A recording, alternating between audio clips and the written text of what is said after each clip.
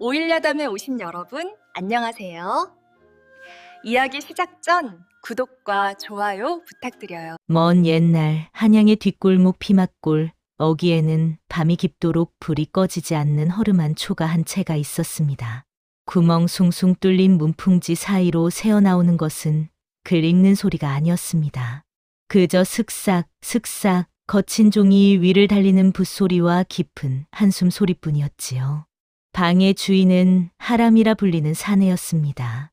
한때는 과거 급제를 꿈꾸던 명문가의 자제였으나 영무에 휘말려 집안이 풍비박산 난 뒤로는 그저 입에 풀칠이나 하는 처지가 되고 말았습니다. 하지만 그의 붓끝에서 피어나는 솜씨만큼은 가히 조선 제일이라 할 만했습니다. 빌어먹을 오늘도 이따위 그림이나 그려야 하다니. 하람은 혀를 차며 먹을 갈았습니다. 그의 앞에는 비단 대신 거친 닭종이가 놓여 있었고 그 위에는 남녀가 엉겨붙은 적나라한 춘화가 그려지고 있었습니다. 기가 막힌 필치였습니다. 치마폭을 걷어 올린 여인의 허벅지는 금방이라도 온기가 느껴질 듯했고 사내의 투박한 손기름 보는 이의 침을 꼴깍 삼키게 만들었지요.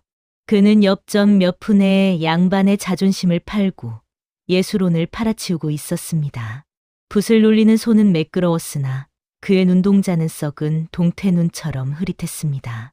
천하를 호령할 용을 그릴 재주로 방구석의 쥐새끼 같은 욕망이나 그리고 있으니 속이 타들어 갈 수밖에요. 이 짓도 오늘로 끝내고 싶구나. 어디 하늘에서 금덩이라도 뚝 떨어지지 않는 한 내 신세는 영영 이 꼴이겠지. 하람은 완성된 추나 위에 붉은 인장을 쾅 찍어 눌렀습니다. 그것은 마치 자신의 심장의 못을 박는 소리처럼 들렸습니다. 그때 문을 열고 들어온 이는갓을 빗딱하게 쓴 왈자패 거간꾼이었습니다. 그는 하람이 건넨 그림을 훑어보더니 누런 이를 드러내며 낄낄거렸습니다. 역시 하선비 솜씨는 명불허전이구만. 조 대감마님께서 아주 흡족해 하시겠어. 조 대감. 그 이름을 듣자 하람의 미간이 찌푸려졌습니다. 한양 최고의 부자이자 예술품 수집광인 그는 하람의 가문을 몰락시키는데 일조한 정적의 뒷배이기도 했으니까요. 하람은 굴욕감을 억누르며 그림값을 받으러 조 대감의 저택으로 향했습니다. 으리으리한 기와집 사랑방, 조 대감은 하람이 바친 춘화를 보며 혀를 찼습니다. 쯧쯧. 대제학을 지낸 자네 부친이 이 꼴을 보면 무덤에서 벌떡 일어나겠네 그려. 천하의 명필이 기생의 속살이나 그리고 있다니. 조 대감은 엽전 꾸러미를 바닥에 툭 던졌습니다. 짤랑 하는 소리가 하람의 귀에는 뺨을 후려치는 소리보다 더 아프게 박혔습니다. 하람은 바들바들 떨리는 손으로 엽전을 주워 담았습니다. 당장이라도 저 기름진 얼굴에 먹물을 끼얹고 싶었으나 굶고 있는 늙은 노모를 생각하면 참아야만 했습니다. 저택을 나서는 하람의 눈에 도끼가 서렸습니다. 돈이 아니라 세상을 발 아래 둘 압도적인 명작. 누구도 흉내낼 수 없는 신비롭고 유염한 그림을 그려 저들의 콧대를 꺾어버리겠다는 욕망이 활활 타올랐습니다. 그것이 파멸의 시작인 줄은 꿈에도 모른 채 말이지요. 최고의 그림을 그리려면 최고의 안료가 필요한 법입니다. 하람은 시중에 싸구려 물감으로는 자신이 원하는 색을 낼 수 없다고 판단했습니다. 그는 전설 속에서나 나온다는 신비한 광물, 월석을 구하기 위해 인적 드문 귀곡산으로 향했습니다. 귀곡산은 예로부터 호랑이가 나오고 귀신이 운다는 험한 산이었습니다. 산 입구에 들어서자마자 대낮인데도 사방이 어둑어둑해지더니 기이한 안개가 발목을 휘감았습니다. 날씨가 왜 이러지? 분명 맑은 하늘이었는데. 후루두두. 갑자기 하늘에서 굵은 빗방울이 떨어지기 시작했습니다. 그런데 빗물 색깔이 이상했습니다.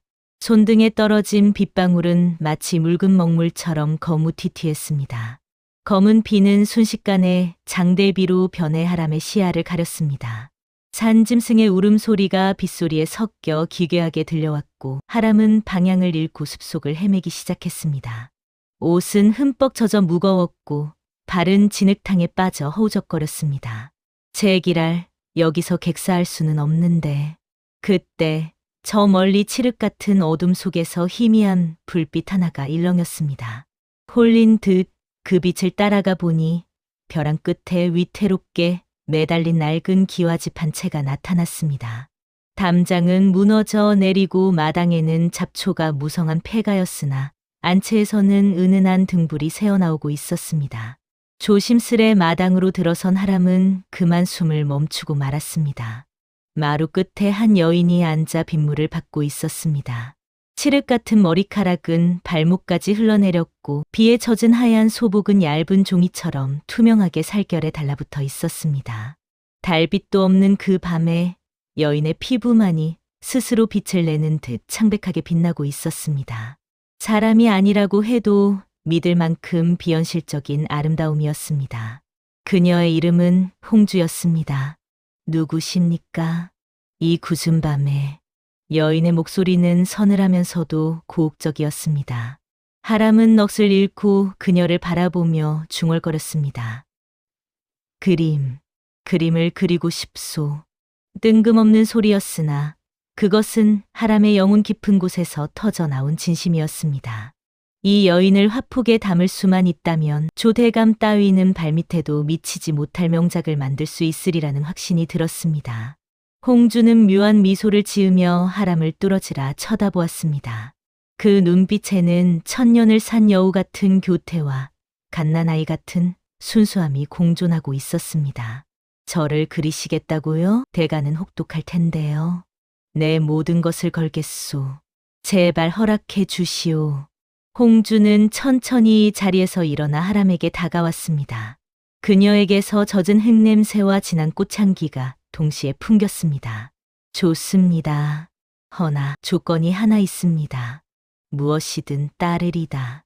그림이 완성되어 제 눈에 점을 찍기 전까지는 그 누구에게도 이 그림을 보여서는 안 됩니다. 만약 이 약속을 어긴다면 홍주의 차가운 손가락이 하람의 입술을 스치고 지나갔습니다. 당신의 눈이 멀고 손이 썩어 문드러질 것입니다. 하람은 꿀꺽 침을 삼키며 고개를 끄덕였습니다.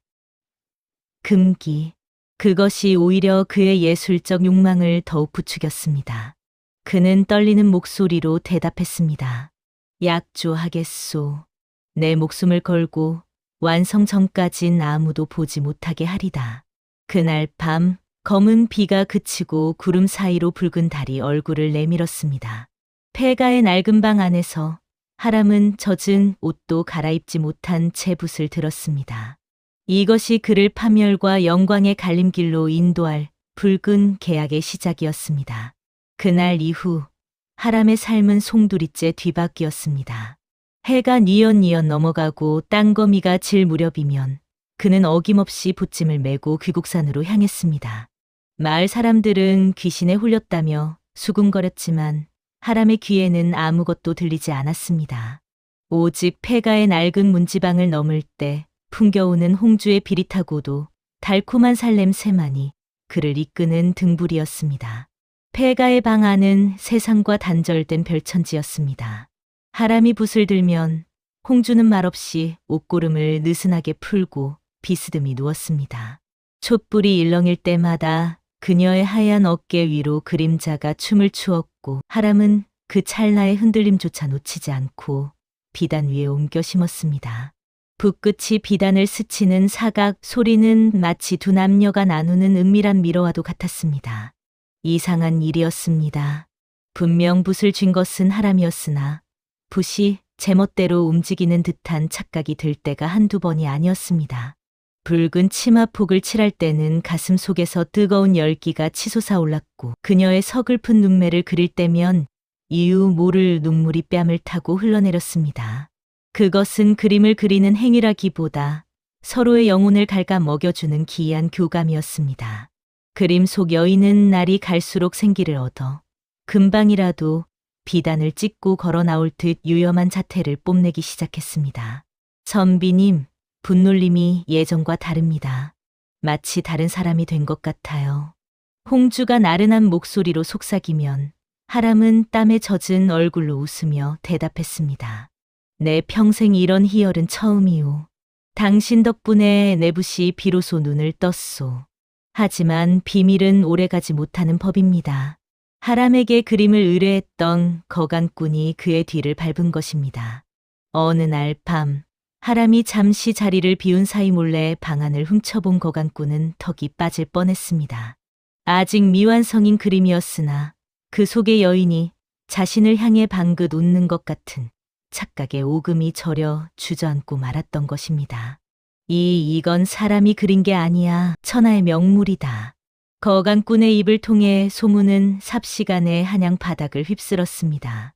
귀국산 귀신과 정을 통한 화가가 그리는 그림이 있다더라. 그 그림을 한 번만 봐도 10년 묵은 체증이 내려간다더라. 하는 뜬 소문이 꼬리에 꼬리를 물었습니다. 소문은 곧 돈이 되었습니다. 아직 완성되지도 않은 그림을 사겠다며 한양에 내로라 하는 부호들이 하람에 다 썩어가는 초가집 앞에 줄을 섰습니다. 개 중에는 그림의 귀퉁이라도 보여주면 황소 한 마리 값을 주겠다는 이도 있었습니다. 하람은 더 이상 싸구려 춘화를 그리지 않아도 되었습니다.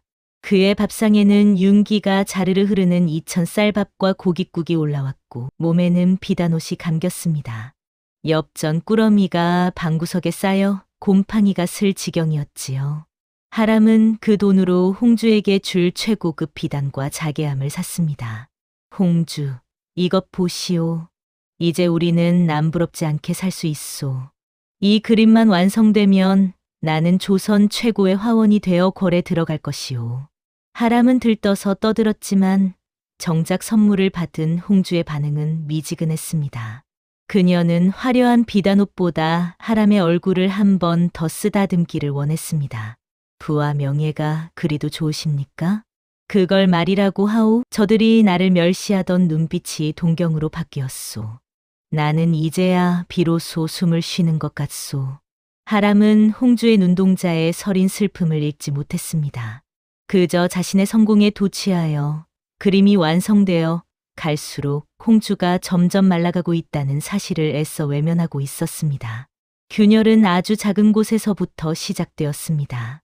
그림의 완성도가 7하를 넘어설 무렵부터였습니다. 홍주의 피부는 날이 갈수록 창백해지다 못해 달빛 아래서 보면 핏줄이 비칠 만큼 투명해져 갔습니다. 처음 만났을 때의 그 신비로운 생명력은 온데간데 없고 마치 생기를 빨린 낙엽처럼 위태로워 보였습니다. 반면 그림 속의 여인은 날이 갈수록 붉은 뺨과 생생한 눈빛을 띠며 실제 홍주보다 더 사람 같은 기운을 내뿜고 있었지요. 어느 비 오는 밤이었습니다. 천둥 번개가 요란하게 치던 밤, 하람은 그림의 가장 중요한 부분인 입술을 칠하려 하고 있었습니다. 그런데 아무리 붉은 안료인 주사조사를 개어 발라도 그가 원하는 그 오묘하고 핏빛 어린 붉은색이 나오지 않는 것이었습니다. 제기랄, 색이 왜 이리 탁하단 말인가. 이따위 색으로는 그 입술을 표현할 수 없어. 하람이 신경질적으로 붓을 집어 던지자 먹물이 사방으로 튀었습니다. 그때 묵묵히 지켜보던 홍주가 조용히 일어났습니다. 선비님, 잠시 눈을 감고 계셔요. 제가 도와드리겠습니다. 무슨 수로 말이오? 주사도 다 떨어져 가는데. 그저 저를 믿고 눈을 감으세요. 절대 뜨시면 안 됩니다. 하람은 미심쩍었지만 홍주의 단호한 목소리에 홀린 듯 눈을 감았습니다. 잠시 후 톡톡 하는 낯선 소리가 들려왔습니다. 물방울이 떨어지는 소리 같기도 하고 무언가가 터지는 소리 같기도 했습니다. 비릿한 철 냄새가 코끝에 스쳤습니다. 하람은 호기심을 참지 못하고 실눈을 뜨고 말았습니다. 그리고 그는 보았습니다. 홍주가 자신의 가느다란 손가락을 은장도로 찌른 뒤 붉은 선혈을 벼루에 뚝뚝 떨어뜨리고 있는 광경을 말이지요. 검붉은 피가 먹물과 섞이자 벼루 안에서는 기이한 광채가 뿜어져 나왔습니다. 그것은 이승의 것이라고는 믿기지 않을 만큼 요사스럽고 아름다운 진홍빛이었습니다. 홍주, 지금 뭐 하는 짓이오? 하람의 떨리는 목소리에 홍주가 화들짝 놀라 손을 감추었습니다. 하지만 이미 늦었습니다. 그녀의 하얀 소복에는 붉은 꽃 같은 핏자국이 번져 있었습니다. 보지 말라 하였거늘. 홍주는 슬픈 눈으로 하람을 바라보았습니다. 하람은 그제야 깨달았습니다. 자신이 그토록 열광하며 그려온 그 신비로운 붉은 색감이 사실은 홍주의 생명을 깎아 만든 피의 색이었다는 것을요. 이러지 마시오. 내 그림 때문에 당신이 다치는 건 원치 않소. 하람이 다급하게 홍주의 손을 낚아채 지혈하려 했지만 홍주는 고개를 저으며 벼루를 하람의 앞으로 밀어주었습니다. 괜찮습니다. 어차피 제게 남은 시간은 얼마 없어요. 이 피로 저를 영원히 남겨주세요. 그것만이 제가 바라는 유일한 것입니다. 그녀의 말은 헌신이라기보다 차라리 저주에 가까운 애원이었습니다. 하람은 공포와 예술적 욕망 사이에서 갈등했습니다. 눈앞의 여인은 피를 흘리고 있는데 벼루 속에 담긴 저 붉은색은 너무나도 매혹적이었습니다. 저것만 있다면, 저 피를 붓에 찍어 바른다면 그림은 완벽해질 것이었습니다. 한 번뿐이요. 다시는 이러지 마시오. 결국 하람은 떨리는 손으로 피가 섞인 먹물을 붓에 적셨습니다. 비단 위에 붉은 점이 찍히는 순간 그림 속 여인이 아아 하고 탄성을 지르는 듯한 환청이 들렸습니다. 밖에서는 다시 거친 천둥 소리가 하늘을 찢을 듯 울려 퍼졌습니다. 그것은 돌이킬 수 없는 파국의 서막을 알리는 신호탄이었습니다. 하지만 운명은 하람에게 쉴 틈을 주지 않았습니다. 이튿날 하람이 홍주의 상처를 걱정하며 산을 내려왔을 때 그의 집 앞에는 관아의 포졸들과 가마 한 채가 와 있었습니다. 가마의 문이 열리고 기름진 얼굴에 거만한 미소를 띤 사내가 걸어 나왔습니다. 하람의 철천지원수이자 욕망의 화신인 조 대감이었습니다. 하선비, 자네가 귀신과 놀아나며 천하일색을 그리고 있다는 소문을 들었네. 내 그 그림을 꼭 봐야겠는데 말이야. 아직 미완성입니다. 누구에게도 보여줄 수 없습니다. 하람은 단호하게 거절했습니다. 홍주와의 약속, 완성되기 전에는 절대 보여주지 말라는 금기가 머릿속을 맴돌았습니다. 하지만 조 대감은 콧방귀를 뀌며 비단 주머니 하나를 흔들어 보였습니다. 이 안에는 자네 아비가 억울하게 썼던 누명을 벗겨줄 문서가 들어있네. 그리고 자네 가문을 다시 일으켜 세울 막대한 재물도 있지. 그림 한 폭과 맞바꾸기엔 과한 처사 아닌가? 하람의 눈동자가 심하게 흔들렸습니다. 가문의 부활, 아버지의 명예 회복. 그것은 하람이 평생을 바쳐 쫓던 목표였습니다. 조 대감은 뱀 같은 혀로 계속해서 속삭였습니다. 그저 한 번 보여달라는 것뿐일세. 그림을 가져가겠다는 것도 아니야. 자네 솜씨가 소문만큼 대단한지 확인만 하겠다는 걸세. 설마 귀신과의 약속 때문에 아비의 원한을 갚을 기회를 날려버릴 텐가? 하람의 손에 식은땀이 흘렀습니다. 산속에서 기다리고 있을 홍주의 창백한 얼굴과 억울하게 죽어간 아버지의 얼굴이 교차했습니다. 욕망과 의리, 과거와 현재가 팽팽하게 줄다리기를 했습니다. 그리고 마침내 하람의 입술이 천천히 열렸습니다. 잠시만 기다리십시오. 그는 금기를 향해 돌이킬 수 없는 발걸음을 내디뎠습니다. 하람의 발걸음은 도살장에 끌려가는 소처럼 무거웠습니다. 앞장서서 길을 안내하고는 있었으나 그의 마음속에서는 수천 번도 넘게 지금이라도 돌아가라는 비명이 울려 퍼졌습니다. 그러나 뒤따라오는 조 대감의 가마꾼들이 내는 거친 숨소리와 품 안에서 짤랑거리는 비단 주머니의 무게가 그의 발목을 잡아 끌었습니다. 이복의 하선비, 아직 멀었는가? 내 인내심이 그리 길지 않네만. 가마 안에서 들려오는 조 대감의 재촉의 하람은 나른 침을 삼켰습니다. 하늘은 금방이라도 억수 같은 비를 퍼부을 듯 시커멓게 죽어 있었고 숲의 나무들은 마치 귀신들이 팔을 뻗어 하람의 옷자락을 붙잡는 듯 기괴하게 흔들렸습니다. 산을 오르는 내내 하람의 머릿속에는 지난밤 홍주와 나누었던 평화로운 시간이 주마등처럼 스쳐 지나갔습니다. 피가 섞인 먹으로 그림을 그린 직후 기력을 잃고 쓰러진 홍주를 품에 안았을 때였습니다. 그녀는 파리해진 입술로 하람의 뺨을 어루만지며 속삭였지요. 선비님, 그림이 완성되면 우리 멀리 떠나요. 아무도 없는 곳에서 그림도 그리지 말고 그저 평범한 부부처럼 살아요. 나물 캐고 물 기르며 그렇게 늙어가요. 그 소박한 꿈이 얼마나 눈물겨웠던지 하람은 그녀의 손을 잡고 맹세했었습니다. 그리하겠노라고.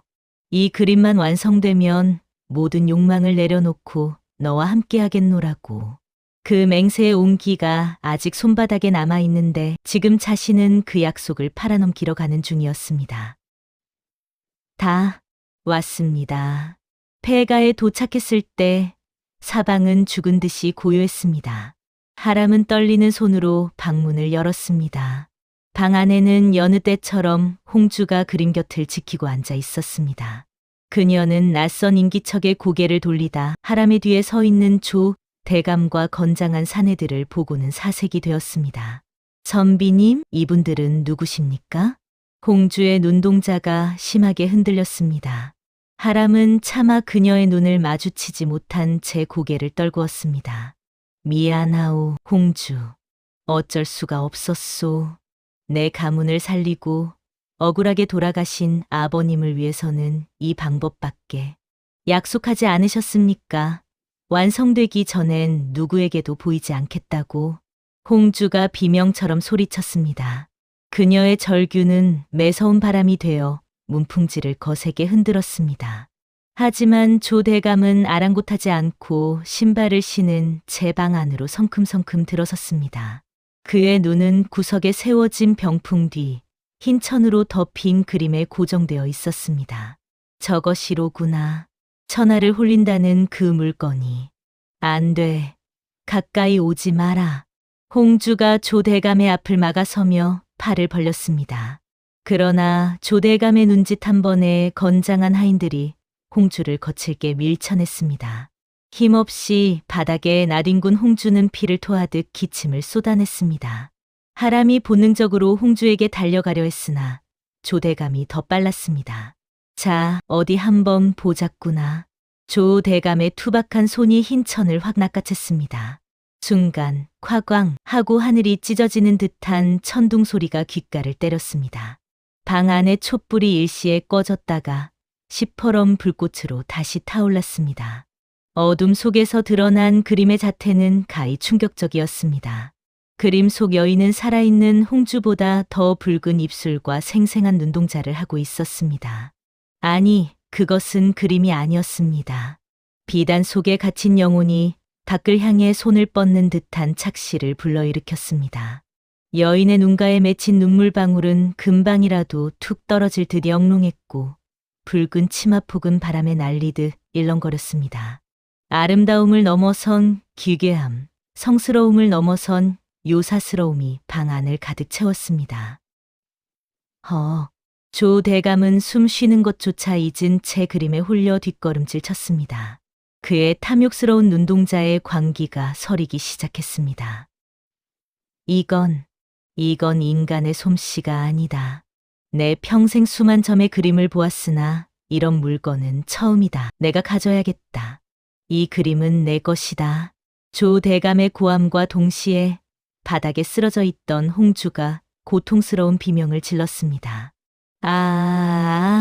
하람이 놀라 홍주를 안아 일으켰을 때 그는 자신의 눈을 의심해야 했습니다. 홍주의 몸이 마치 낡은 그림이 바스라지듯 서서히 희미해지고 있었기 때문입니다. 그녀의 검은 머리카락은 하얗게 색이 바래기 시작했고 잡고 있는 손의 온기가 급격히 식어갔습니다. 홍주, 정신 차리시오. 선비님, 어찌하여 금기를 깨셨습니까? 홍주의 목소리는 멀리서 들려오는 메아리처럼 공허했습니다. 그녀는 원망 어린 눈으로 하람을 쏘아보았습니다. 그 눈빛은 하람의 심장을 날카로운 빗으로 후벼 파는 듯했습니다. 이제 돌이킬 수 없습니다. 당신의 욕망이 우리를 삼킬 것입니다. 홍주의 눈에서 붉은 피눈물이 주르륵 흘러내렸습니다. 그 피눈물이 바닥에 떨어지는 순간 그림 속의 여인도 똑같이 피눈물을 흘리기 시작했습니다. 그림이 울고 있었습니다. 그 기이한 광경에 조 대감마저 겁에 질려 주춤거렸으나 곧 욕망이 공포를 집어삼켰습니다.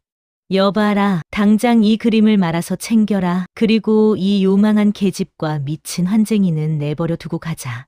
하인들이 허둥지둥 그림을 챙기려 들자 하람은 이성을 잃고 달려들었습니다. 손대지 마시오. 그 그림은 내 것이오. 아직 완성이 덜 되었단 말이오. 하지만 하람은 하인들의 발길질에 무력하게 처박혔습니다. 입안이 터져 비릿한 피맛이 맴돌았습니다. 바닥에 엎어진 하람의 시야에 족자에 말려 사라지는 그림과 차가운 바닥에서 식어가는 홍주의 모습이 동시에 들어왔습니다. 조대감 일행이 썰물처럼 빠져나간 뒤 폐가에는 죽음 같은 정적만이 감돌았습니다. 하람은 기어가듯 홍주에게 다가갔습니다. 하지만 그의 손이 닿기도 전에 홍주의 형체는 안개처럼 흩어져 버렸습니다. 남은 것은 그녀가 입고 있던 피 묻은 하얀 소복뿐이었습니다. 하람은 홍주의 옷을 끌어안고 짐승처럼 울부짖었습니다. 밖에서는 다시 검은 비가 억수같이 쏟아지기 시작했습니다. 자신의 욕망이 빚어낸 참극, 부와 명예를 위해 사랑과 신의를 저버린 대가는 이제 막 시작되었을 뿐이었습니다. 어둠 속에서 하람은 자신의 눈이 점차 침침해져 오는 것을 느꼈습니다. 홍주의 저주가 실현되고 있었습니다. 하람이 정신을 차렸을 때 세상은 온통 뿌연 안개 속에 잠겨 있었습니다. 아니, 안개가 낀 것이 아니었습니다. 그의 눈이 멀어가고 있는 것이었습니다. 눈앞에 사물이 어른거리고 손을 뻗어도 거리감을 가늠할 수 없었습니다. 홍주가 마지막으로 남긴 저주, 눈이 멀고 손이 썩으리라던 그 말이 현실이 되어 그의 육신을 옥죄어 오고 있었습니다. 홍주 어디 있소? 하람은 바닥을 더듬거리며 기어다녔습니다. 손끝에 닿는 것은 차가운 빗물과 진흙뿐. 홍주의 온기는 어디에도 없었습니다. 그때 무너진 문지방 틈에서 묘한 빛을 내는 물건이 잡혔습니다. 그가 그림을 그릴 때 홍주가 피를 떨어뜨렸던 바로 그 벼루였습니다. 깨진 벼루 조각을 쥐는 순간 하람의 머릿속으로 홍주의 기억이 파도처럼 밀려들었습니다. 그녀는 사람이 아니었습니다. 100년 전 이 폐가에서 그림에 미쳐 아내와 자식을 굶겨 죽인 어느 화공의 딸이었습니다. 아비의 광기에 희생되어 벼루의 머리를 찍고 죽어가면서도 아비의 그림이 완성되기를 빌었던 비운의 영혼. 그녀는 그림을 완성해 줄, 아니 자신의 원한을 끊어내 줄 진정한 화가를 기다리며 이 폐가를 떠돌고 있었던 것입니다. 내가 무슨 짓을 한 것인가. 하람은 땅을 치며 통곡했습니다. 그녀는 하람을 통해 해방되기를 원했으나 하람은 또다시 그녀를 탐욕의 화폭 속에 가둬버리고 말았습니다. 깨진 벼루 조각에 손이 베어 피가 흘렀지만 가슴이 찢어지는 고통에 비하면 아무것도 아니었습니다. 하람의 눈에서는 더 이상 눈물이 나오지 않았습니다. 눈물샘마저 말라버린 듯 뻑뻑한 고통만이 눈시울을 태웠습니다. 그 시각 조대감의 저택은 축제 분위기였습니다. 한양의 고관대작들이 구름처럼 몰려들었습니다. 대청마루 한가운데에는 하람에게서 빼앗은 그림, 월암이 인도가 걸려 있었습니다. 자, 보십시오. 이것이 바로 신선이 그렸다는 천하제일의 명화입니다. 조대감이 족자를 펼치자 좌중에서 탄성이 터져 나왔습니다. 그림 속 여인은 유염하면서도 처연한 눈빛으로 보는 이들의 혼을 쏙 빼놓았습니다. 그런데 기이한 일이 벌어졌습니다. 술에 취한 한 양반이 홀린 듯 그림 가까이 다가가 손을 뻗자 그림 속 여인의 입꼬리가 싸늘하게 올라가는 것이었습니다. 이 그림이 웃었네. 방금 웃었어. 양반이 뒤로 자빠지며 소리쳤지만 사람들은 그저 그가 과음을 하여 헛것을 보았다며 비웃을 뿐이었습니다. 그러나 그날 밤부터 조대감의 저택에는 기괴한 일들이 꼬리를 물고 일어났습니다. 멀쩡하던 하녀가 우물에 빠져 죽고 마구간의 말들이 거품을 물고 쓰러졌습니다. 밤이면 사랑방에서 여인의 울음소리가 들려와 잠을 잘 수가 없었습니다. 하지만 조대감은 흉흉한 소문에도 아랑곳하지 않았습니다. 오히려 그는 그림에 더욱 집착했습니다. 밤마다 아무도 들이지 않고 혼자 방에 틀어박혀 그림 속 홍주와 대화를 나누기 시작했습니다. 홍주야, 너는 내 것이다. 그 가난한 환쟁이 놈은 잊어라. 내가 너에게 비단 옷을 입혀주고 금으로 된 액자를 만들어주마. 조 대감은 미쳐가고 있었습니다. 그는 그림 속 여인이 자신을 위해 살아나와 줄 것이라 굳게 믿었습니다. 급기야 그는 전국에 용하다는 무당과 흑마술사를 불러들여 그림 속의 영혼을 현실로 불러내는 강령술을 의뢰하기에 이르렀습니다. 대감마님, 이 그림에는 억울하게 죽은 원기가 씌어 있습니다. 섣불리 건드렸다가는 집안이 멸문지화를 당할 것입니다. 당장 태워버려야 합니다. 한 노파 무당이 그림을 보자마자 사시나무 떨듯 떨며 경고했습니다. 하지만 이미 광기에 사로잡힌 조 대감은 칼을 뽑아 무당의 목을 겨누었습니다. 닥쳐라. 내 이 그림을 얻기 위해 얼마를 썼는데 태우라니. 썩어지지 않으면 내년에 목을 칠 것이다. 결국 무당은 도망치듯 저택을 빠져나갔고 조 대감은 사악한 술수를 부리는 흑마술사를 고용하여 끔찍한 의식을 준비했습니다. 사람의 피와 짐승의 내장을 제물로 바쳐 그림에 생명을 불어넣으려는 금기 중의 금기였습니다. 한편 하람은 폐인이 되어 거리를 떠돌고 있었습니다. 시력은 거의 상실되어 바로 앞에 사물도 분간하기 어려웠고 손은 붓을 쥘 수 없을 만큼 덜덜 떨렸습니다. 사람들은 그를 보고 미친 환쟁이라며 돌을 던졌습니다. 하지만 하람의 귀에는 끊임없이 홍주의 비명소리가 들려왔습니다. 살려주세요. 뜨거워요. 너무 고통스러워요. 그림이 조 대감의 탐욕 때문에 고통받고 있음을 하람은 본능적으로 느낄 수 있었습니다.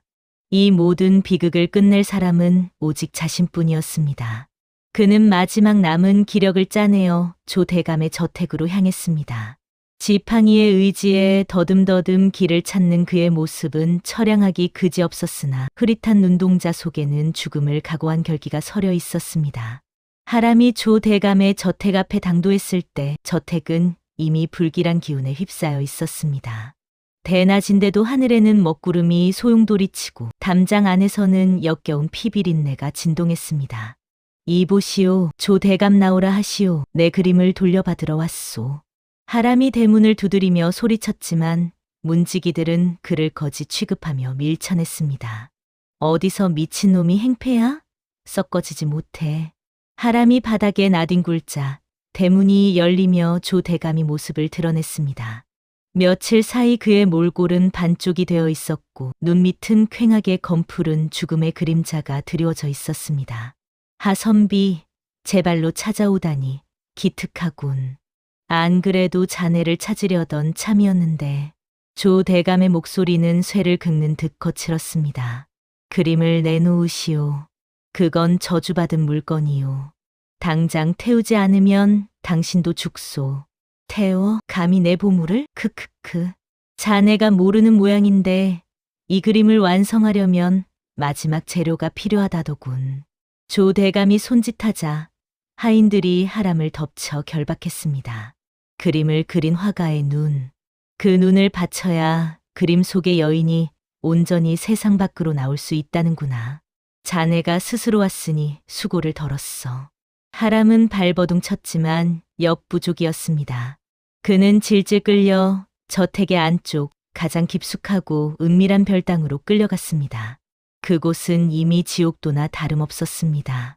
사방에 붉은 부적이 붙어 있고 바닥에는 짐승의 피로 그려진 기괴한 진법이 그려져 있었습니다. 그리고 그 중앙에 월화미 인도가 기이한 붉은 빛을 내뿜으며 공중에 떠 있었습니다. 그림 속의 홍주는 피눈물을 흘리며 하람을 내려다보고 있었습니다. 그녀의 표정은 슬픔을 넘어선 분노로 일그러져 있었습니다. 선비님, 도망치세요. 하람의 귓가에 홍주의 애타는 목소리가 들렸지만 흑마술사가 다가와 하람의 얼굴을 움켜쥐었습니다. 자, 의식을 시작하지. 화류이라 했던가. 화가의 눈을 뽑아 그림에 바치면 이 여인은 영생을 얻고 대감마님은 천하를 얻게 될 것이다. 번쩍이는 단도가 하람의 눈앞으로 다가왔습니다. 절체절명의 위기. 하람은 공포에 질려 소리조차 지르지 못했습니다. 하지만 그때였습니다. 별당의 문이 쾅 하고 열리며 원인 모를 돌풍이 몰아쳤습니다. 촛불이 모두 꺼지고 칠흑 같은 어둠 속에서 그림이 미친 듯이 요동치기 시작했습니다.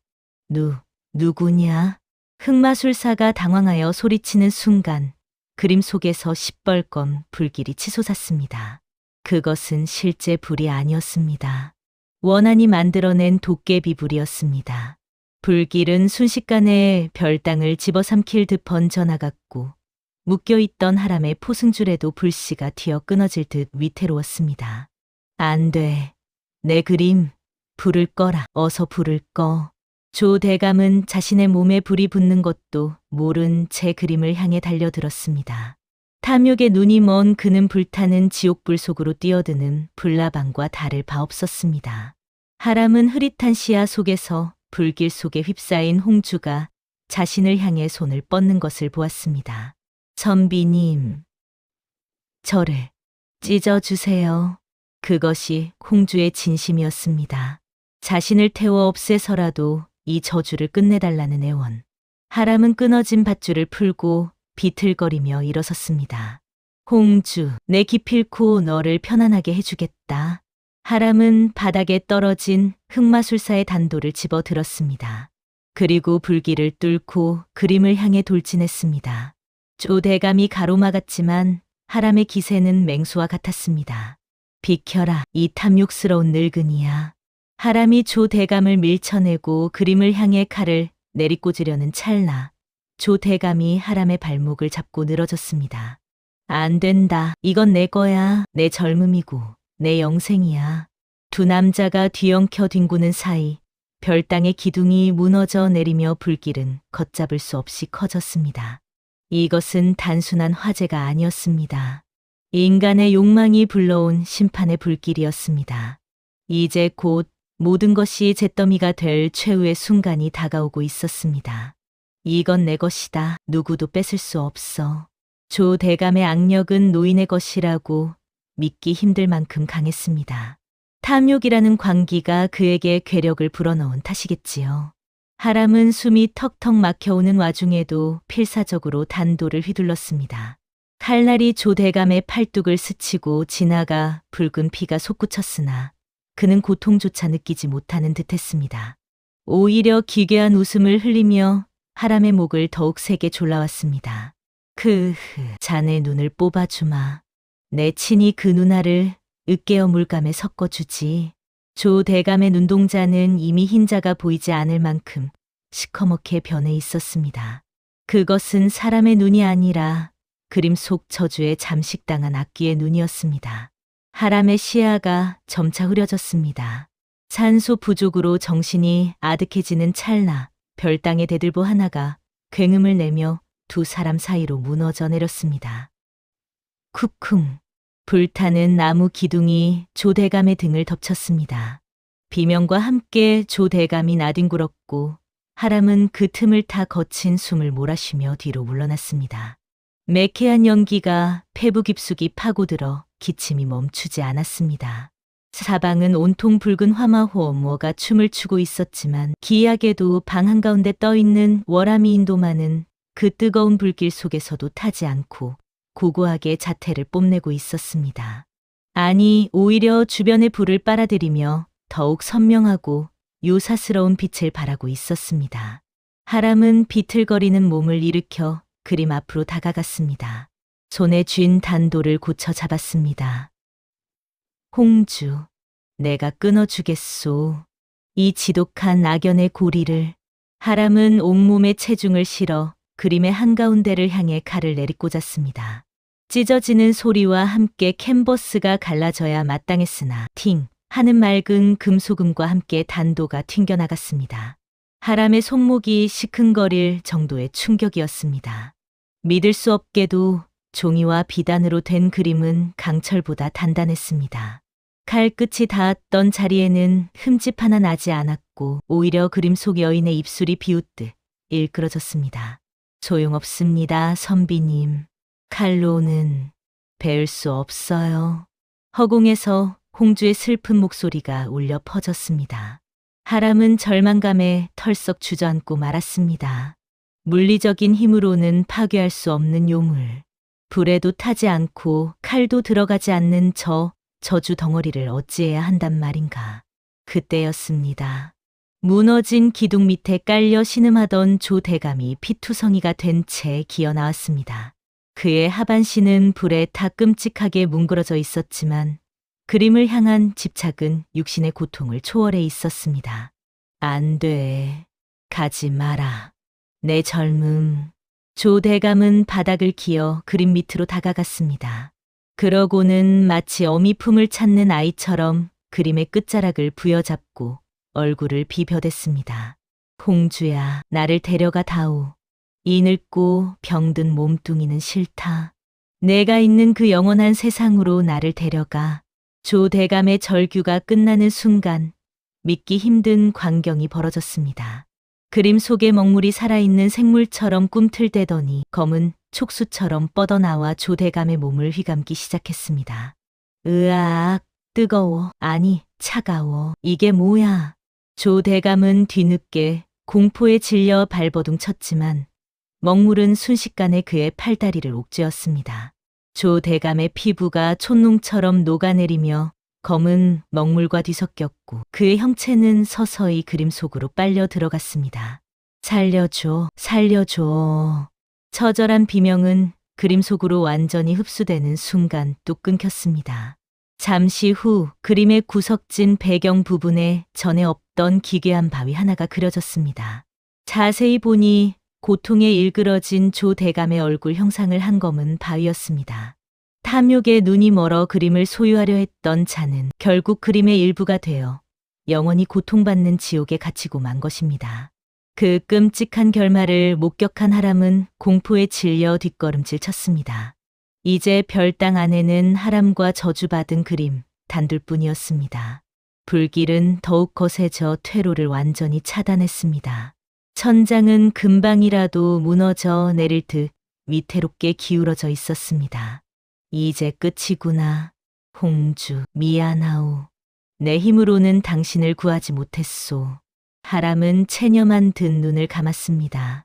타오르는 열기 속에서 의식이 가물가물해졌습니다. 죽음이 코앞에 닥친 순간 기이하게도 마음이 차분해지며 잊고 있었던 기억 하나가 떠올랐습니다. 이 그림을 완성하려면 마지막 재료가 필요하다. 그림이 완성되어 제 눈에 점을 찍기 전까지는 조 대감의 말과 홍주의 약속이 머릿속에서 교차했습니다. 홍주는 그림을 완성하지 말라고 한 것이 아니라 완성되기 전에는 보여주지 말라고 했었습니다. 그리고 그녀는 자신의 피로 그림을 그리게 했습니다. 그렇다면 이 저주를 끝내는 방법은 파괴가 아니라 완성에 있는 것이 아닐까? 하람은 번쩍 눈을 떴습니다. 그의 시력은 이제 거의 남아있지 않아 세상이 온통 잿빛과 붉은 빛으로만 구분되었습니다. 하지만 마음의 눈은 그 어느 때보다 또렷했습니다. 그는 흩어져 있던 붓을 찾아 손에 쥐었습니다. 붓대는 불에 타 반쯤 수치되어 있었지만 상관없었습니다. 그려야 한다. 마지막 점을 찍어야 해. 하지만 먹물이 없었습니다. 벼루는 아까의 난투극 중에 산산조각이 나버렸고 물감 접시들은 모두 깨져 나뒹굴고 있었습니다. 하람은 망설임 없이 바닥에 떨어진 깨진 벼루 조각을 집어들었습니다. 날카로운 파편을 자신의 왼쪽 손바닥에 깊숙이 찔러 넣었습니다. 끔찍한 고통과 함께 검붉은 피가 주르륵 흘러내렸습니다. 하람은 그 피를 붓에 흠뻑 적셨습니다. 뜨거운 불길이 그의 옷자락에 옮겨 붙기 시작했지만 그는 아랑곳하지 않고 그림 앞으로 다가갔습니다. 화폭 속의 홍주는 여전히 피눈물을 흘리며 그를 바라보고 있었습니다. 그녀의 눈동자는 비어 있었습니다.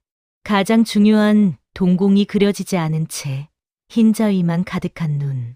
그 공허한 눈이 하람의 영혼을 꿰뚫어 보는 듯했습니다. 선비님, 안 돼요. 그러면 선비님이. 홍주의 목소리가 들려왔지만 하람은 고개를 저었습니다. 내 눈을 가져가시오. 그리고 당신은 이제 그만 편안해지시오. 하람은 덜덜 떨리는 손으로 피 묻은 붓을 들어 올렸습니다. 불길이 그의 등 뒤까지 덮쳤습니다.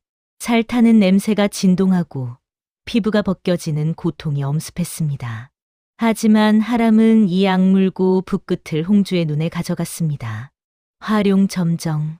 용의 눈을 그려 넣으면 용이 되어 날아간다는 전설처럼 내 눈을 바쳐 너의 눈을 완성하면 너는 이 저주받은 화폭을 찢고 자유로워지리라. 부디 다음 생에서는 부잣집 교수도 천재 화가의 모델도 아닌 그저 이름 없는 들꽃으로 태어나시오. 하람의 눈에서 마지막 눈물 한 방울이 툭 떨어져 붓끝에 섞였습니다. 피와 눈물이 섞인 붓이 홍주의 왼쪽 눈동자를 콕 찍는 순간 쾅! 별당 전체가 하얀 빛에 휩싸이며 폭발했습니다. 그것은 화약의 폭발이 아니었습니다. 수백 년간 응축되어 있던 한 흔히 일시에 터져나오는 영혼의 파동이었습니다. 하람의 몸이 튕겨나가 벽에 처박혔고 그의 시야는 영원한 암흑 속으로 잠겨들었습니다. 마지막으로 그가 본 것은 그림 속에서 걸어나와 환하게 웃으며 하늘로 승천하는 홍주의 눈부신 뒷모습이었습니다. 고마워요.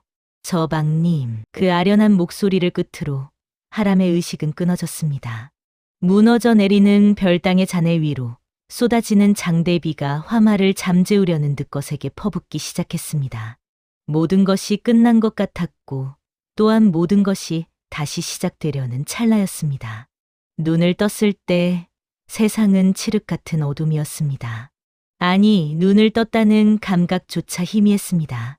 눈두덩이가 불에 댄 듯 화끈거렸고 눈앞에는 영원히 거치지 않을 두꺼운 먹구름이 끼어 있는 듯했습니다. 정신이 드시오? 낯선 노인의 목소리가 들려왔습니다. 하람은 메마른 입술을 달싹여 물을 찾았습니다. 시원한 물 한 모금이 목구멍을 타고 넘어가자 끊어졌던 기억의 파편들이 하나둘씩 맞춰지기 시작했습니다. 타오르던 별당 조대감의 비명, 그리고 자신의 눈을 찔러 완성했던 마지막 점 하나. 여기가 어디입니까? 불은. 그림은 어찌 되었습니까? 여기는 산 아래 암자요. 자네는 꼬박 사흘을 알았소. 조대감의 저택은 잿더미가 되었지. 기둥 하나 남지 않고 모조리 타버렸어. 하람은 떨리는 손으로 자신의 눈을 만져보려 했습니다.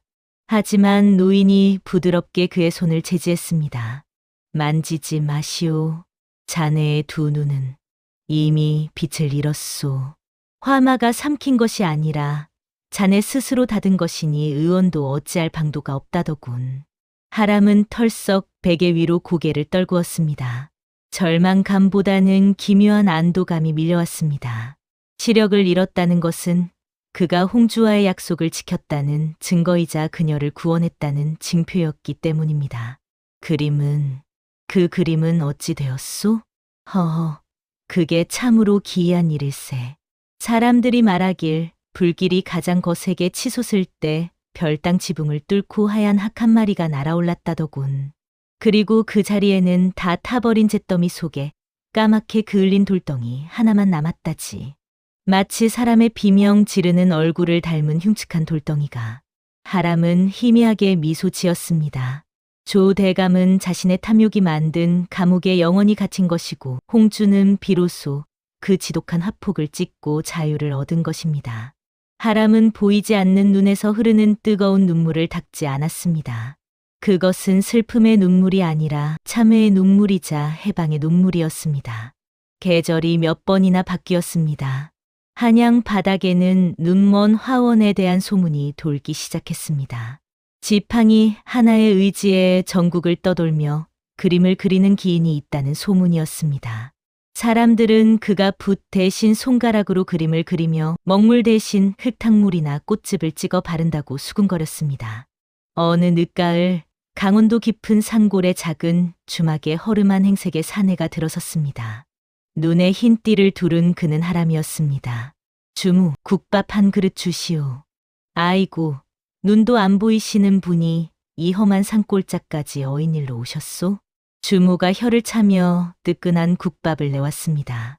하람은 숟가락을 들기 전 품에서 꼬깃꼬깃한 종이 한 장을 꺼내 탁자 위에 펴놓았습니다. 밥값 대신 이것을 드려도 되겠소? 주모는 콧방귀를 뀌며 종이를 힐끔 쳐다보았습니다. 그리고는 헉 하고 숨을 들이켰습니다. 종이에는 아무런 형체도 그려져 있지 않았습니다. 그저 거친 붓질 몇 번이 휘갈겨져 있을 뿐이었습니다. 하지만 주모의 눈에는 그것이 마치 가을바람에 흔들리는 갈대숲처럼 보였습니다. 이게 뭐여? 그냥 먹물 자국 같은데. 어째서 귓가에 바람 소리가 들리는 것 같지? 마음으로 보면 보입니다. 눈으로 보려 하지 말고 마음으로 느껴보시오. 하람은 덤덤하게 말하며 국밥을 비웠습니다. 그가 떠난 뒤 주모는 그 그림을 벽에 걸어두었습니다. 신기하게도 그 그림을 걸어둔 뒤로 주막에는 손님이 끊이지 않았고 다투던 사람들도 그 그림만 보면 마음이 차분해져 화를 가라앉히곤 했습니다. 하람은 걷고 또 걸었습니다. 그의 눈은 닫혀 있었지만 세상은 예전보다 훨씬 더 선명하게 다가왔습니다. 예전에는 보지 못했던 바람의 결, 흙의 냄새, 물소리의 색깔이 온몸의 감각을 통해 생생하게 그려졌습니다. 그는 더 이상 눈에 보이는 허상 쉬시향을 쫓지 않았습니다. 사물의 본질, 그 안에 숨겨진 영혼을 그리기 시작했습니다. 그가 마지막으로 당도한 곳은 다시 귀국산이었습니다. 모든 것이 시작되었고 모든 것이 끝났던 그곳. 폐가는 이미 무너져 흔적도 없었고 잡초만이 무성하게 자라 있었습니다. 하람은 익숙한 흙냄새를 맡으며 옛집 터의 자리를 잡고 앉았습니다. 홍주, 내가 왔소. 대답은 없었습니다. 그저 산새 울음소리와 나무잎 스치는 소리만이 정적을 메울 뿐이었습니다. 하람은 봇짐에서 붓과 벼루를 꺼냈습니다. 그리고 주변의 계곡물을 길어먹을 갈았습니다. 오늘은 당신을 그릴 것이요. 내 눈이 멀쩡할 때는 결코 담아내지 못했던 당신의 진짜 모습을 말이오. 하람은 눈을 감고 이미 감겨 있었지만 심한 싱이엔을 열었습니다. 기억 속의 홍주는 붉은 입술과 창백한 피부를 가진 유염한 여인이 아니었습니다. 아버지의 사랑을 갈구하던 외로운 소녀였고 저주에 묶여 울고 있던 가여운 영혼이었으며 자신을 희생해 하람을 살려낸 숭고한 보살이었습니다.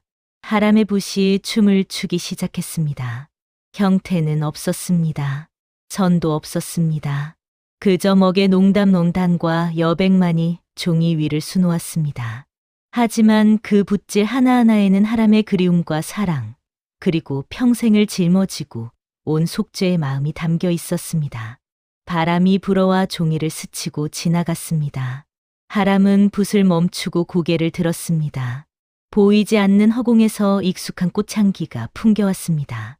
비릿한 피 냄새가 아닌 맑고 청아한 매와 향기였습니다. 오셨소? 하람이 허공을 향해 손을 뻗었습니다. 그러자 따스한 온기가 그의 거친 손등을 감싸 쥐는 듯했습니다. 서방님, 그림이 참 좋습니다. 귀가 아닌 마음으로 들려오는 목소리. 하람의 입가에 10년 만에 편안한 미소가 번졌습니다. 비우셨군요. 욕망도 집착도 그리고 두려움까지도 당신이 가르쳐준 덕분이요. 진정한 아름다움은 눈에 보이는 껍데기가 아니라 그 안에 깃든 마음에 있다는 것을. 하람은 완성된 그림을 바닥에 내려놓았습니다. 종이 위에는 아무런 인물도 그려져 있지 않았지만 그 그림을 보는 이는 누구나 알 수 있었습니다. 그곳에 세상에서 가장 아름답고 평온한 미소를 지닌 여인이 앉아 있다는 것을. 이제 우리 다시는 헤어지지 맙시다. 하람은 그림 옆에 나란히 누웠습니다. 따스한 햇살이 그의 얼굴을 비추었습니다. 그의 호흡은 점차 느려졌고 심장 소리는 잦아들었습니다. 하지만 그의 표정은 마치 긴 여행을 마치고 집에 돌아온 사람처럼 평온했습니다. 지나가는 바람이 하람의 흰 머리카락을 부드럽게 쓰다듬고 지나갔습니다. 그날 밤 마을 사람들은 귀곡산 쪽에서 2개의 밝은 별이 나란히 떠올라 하늘로 올라가는 것을 보았다고 합니다. 하나는 붉은 빛을, 하나는 푸른 빛을 띠며 서로를 휘감고 은하수 너머로 사라졌다고 전해집니다. 훗날 사람들은 그 폐가 터에서 이름 모를 꽃들이 만발한 것을 발견했습니다. 그 꽃들은 낮에는 꽃잎을 다물고 있다가 달이 뜨는 밤이면 활짝 피어나 은은한 향기를 내뿜었습니다. 사람들은 그 꽃을 일러 워라미인유에시아멜연이라 불렀고 욕망을 버리고 진정한 사랑을 찾은 두 연인의 영혼이 깃든 꽃이라 여겨 귀하게 여겼답니다. 그림 한 폭에 세상을 담으려 했던 화가 하람. 그는 눈을 잃고 나서야 비로소 세상의 진짜 모습을 보게 되었습니다. 여러분은 지금 무엇을 보고 계십니까? 혹시 눈앞의 화려함에 취해 정말 소중한 것을 놓치고 있지는 않으신지요? 진정한 예술은 화려한 기교가 아닌 진실한 마음에서 피어난다는 교훈을 남기며 이야기가 즐거우셨다면 다음 영상을 빠르게 만나 보시려면 좋아요와 구독을 눌러주세요. 그럼 더 재미있는 영상으로 찾아뵙겠습니다. 모두 행복한 하루 보내세요.